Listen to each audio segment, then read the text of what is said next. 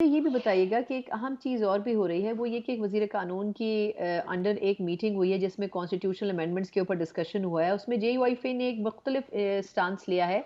उन्होंने कहा है कि कॉन्स्टिट्यूशनल कोर्ट्स के बजाय कॉन्स्टिट्यूशनल बेंच बना लेना चाहिए। मुझे करेक्ट कीजिएगा कि आई थिंक क्या ये पहले पीटीआई की तरफ से आइडिया फ्लोट किया गया था? और आपके ख़्याल में कुछ लोगों की राय है कि ये ज़्यादा बेहतर ऑप्शन है कि एक कॉन्स्टिट्यूशनल बेंच हो बजाय इसके कि आप सुप्रीम कोर्ट को ही डाउन कर दें और उसके ऊपर एक सुप्रीम लेवल की एक कॉन्स्टिट्यूशनल कोर्ट बना दें। तो इसके ऊपर क्या राय है पाकिस्तान तहरीक-ए-इंसाफ के अंदर? देखिए, हमारा जो बेसिक मुद्दा है, जो बेसिक हमारी कंटेंशन है, वो ये है कि ये जो असेंबली है, it's creation of a fake mandate. और ये एक मैंडेट थेफ्ट से वजूद में आई है। इसकी एग्जिस्टेंस पे ही मुझे सवाल है, मेरे क्वेश्चंस हैं। तो इस वजह से इसमें से कोई भी कानून पास हो, कोई भी आईनी तरमीम पास हो, हम उसके साथ नहीं खड़े। मौलाना साहब की अपनी एक थिंकिंग थी, और मेरे ख्याल से जिस तरह की इन लोगों की सोच है, ये जिस तरह जुडिशरी को तबाह करना चाहते हैं, एक फेडरल कोर्ट खड़ा करके, क्योंकि किसी शख्स को फायदा देना है और सैयद मंसूर अली शाह साहब का रास्ता रोकना है। मेरे ख्याल से वो तो तबाहकुन है, लेकिन जो कॉन्स्टिट्यूशनल बेंच वाली बात है, वो उस पे डिस्कशन बिल्कुल हो सकती है। I think it's a fruitful idea, subject to the condition कि असेंबली वो हो जेन्युइनली जो लोगों ने इलेक्ट की हो और अवाम की मंशा को रिप्रेजेंट कर रही हो। देखिए, अब मैं आपको एक चीज, मेरी बात सुन लें। अब यहाँ पे हो रहा क्या है, मुझे तो लगता है बिलावल साहब को तो एक मिशन मिला है कि आपने शायद इस आईनी तरमीम को कंप्लीट करना है, और वो पिछले कोई एक हफ्ते से वो पता नहीं पाकिस्तान की तारीख में से आउट ऑफ कॉन्टेक्स्ट एग्जांपल्स निकाल के फेडरल कोर्ट को जस्टिफाई कर रहे हैं। अभी मुझे खतरा है शायद वो एक ये भी ना लिख दें कि जी जो सुकरात था, जब उसको जहर का प्याला पिलाया जा रहा था, तो उससे जब पूछा गया तुम्हारी आखिरी ख्वाहिश क्या है, तो उसने कहा जी पाकिस्तान में फेडरल कोर्ट होना कोर्ट। चाहिए एक। शायद ये भी कह दें कि जब हुँ, पोरस को सिकंदर आजम ने शिकस्त दी, हाँ, तो उसने जब हुँ। पूछा कि तुम्हारी ये आखिरी ख्वाहिश है, तो उसने कहा भी बनने का, वहां हुँ। फेडरल कोर्ट बने।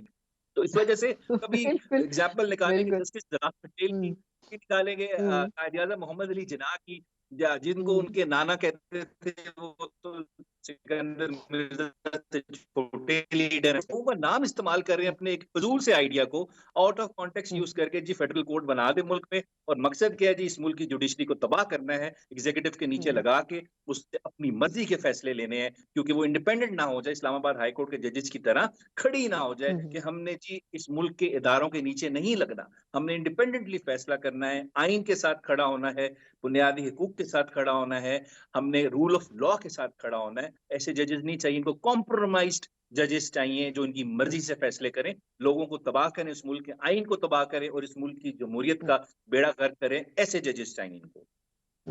बिल्कुल ठीक पॉइंट जस्टिफाइड और किसी हद तक पाकिस्तान तहरीक-ए-इंसाफ का भी जो नैरेटिव है आपने भरपूर तरीके से दिया। Thank you so much. Pakistan Tehreek-e-Insaf ने एक रिक्वेस्ट उनसे की है कि सिर्फ़ इस सैटिस्फैक्शन के लिए कि खान साहब ठीक हैं या नहीं, एक मीटिंग उनसे करवा दी जाए। अच्छा, कल तक ये खबर आ रही थी और आज सुबह तक भी ये रूमर्स थे कि शायद वज़ीर दाखिला ने बैरिस्टर गौहर साहब को अप्रोच किया है और शायद ये मुलाकात हो जाए 1 या 2 लोगों की खान साहब के साथ। लेकिन अब वज़ारत दाखिला की तरफ से ये बात सामने आई है कि हमने तो ऐसा कोई इनिशिएटिव नहीं लिया या अप्रोच नहीं किया गया।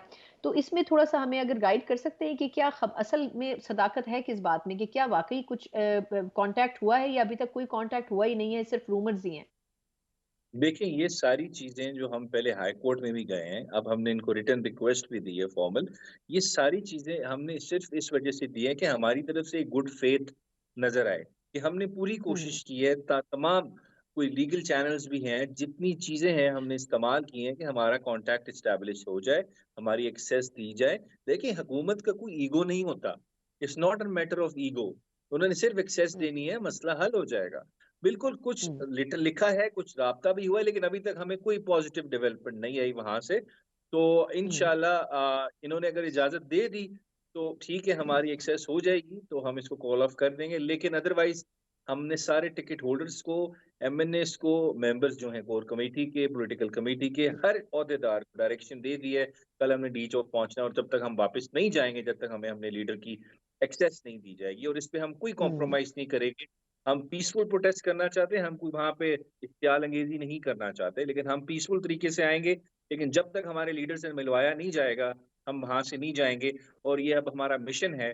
हमने डी चौक पहुँचना है पीसफुल तरीके से, कानूनी तरीके से और हम वहाँ पे पहुँच के दिखाएँगे। अगर हमारे लीडर से इन्होंने नहीं मिलवाया हुँ, तो फिर हम वहाँ पे प्रोटेस्ट रजिस्टर कराएँगे। हुँ। दुनिया भी देखे अच्छा देखे हुँ, कि एक हुँ, एक्स हुँ, प्राइम मिनिस्टर के साथ क्या सलूक हुँ, हुँ। किया जा रहा है, उसकी जो ह्यूमन राइट्स हैं, जो उसकी फंडामेंटल राइट्स हैं, अच्छा उसका सलमा कोई मुझे ख़्याल मुझे नहीं मुझे है। इसमें सॉरी माज़रत आपकी बात काट रही हूँ, इसमें क्विक क्वेश्चन करने दें, फिर मैंने आपसे 2-3 और भी चीज़ों के कॉन्स्टिट्यूशनल अमेंडमेंट्स के ऊपर भी बात करनी है। अच्छा, वज़ारत दाखिला ने एक नोटिफ़िकेशन जारी किया है, जिसमें उन्होंने इस्लामाबाद हाई कोर्ट की चीफ जस्टिस जो हैं आमिर फारूक साहब, उनका एक हवाला दिया है उनके डिसीजन का, जिसमें उन्होंने कहा है कि इस्लामाबाद में किसी भी किस्म का जो एहतजाज है या लॉकडाउन है, उसको जो है वो परस्यू करना है। अगर वो नोटिफ़िकेशन आप देख सके हों, तो उसके फुल प्रूफ सिक्योरिटी इंतज़ामात के लिए वो किसी भी एक्सटेंट तक जा सकते हैं। तो आपके ख़्याल में आप खुद भी वकील हैं, आप क्या समझते हैं कि वज़ारत दाखिला इसको बुनियाद बनाकर कोई एक्शन लेती है? क्योंकि पिछली बार भी तकरीबन 30 घंटे सीएम केपी के मंज़र-ए-आम से गायब हो गए थे। पूरी कंट्रोवर्सी बन गई थी और फिर जिस तरह कारकुनों को मारा-पीटा गया था, रोका गया था, उससे भी बहुत ज़्यादा धचका पीटीआई की लीडरशिप को लगा था। अब कैसे इसको आप मैनेज कर सकेंगे? अगर मुझे क्विकली बता दें। देखें पहली बात है इस्लामाबाद हाई कोर्ट का ऑर्डर जो है वो एक ख़ास उस टाइम के लिए था।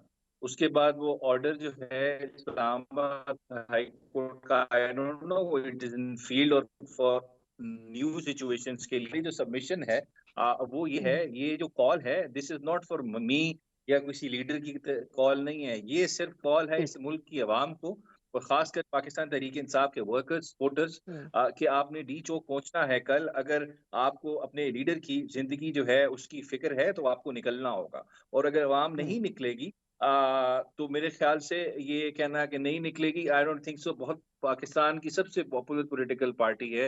आपने खुद देखा 8 फरवरी के इलेक्शंस में it's hmm, the hmm, 6th largest political party in world और जब इमरान खान साहब की सेफ्टी की बात हो हुँ, तो इसमें जो लोग हैं वो इस चीज़ पे कॉम्प्रोमाइज़ नहीं करेंगे और वो निकलेंगे आप देख लेंगे कल लोग निकलेंगे अगर इन लोगों ने एक्सेस नहीं दी क्योंकि खान साहब की सेफ्टी उनकी जान जो है उनकी हेल्थ से ज़्यादा इंपॉर्टेंट चीज़ पाकिस्तान तहरीक-ए-इंसाफ के लिए कुछ नहीं है। हम अपने लीडर की लाइफ पे कॉम्प्रोमाइज़ नहीं कर सकते और ना कभी हम करेंगे।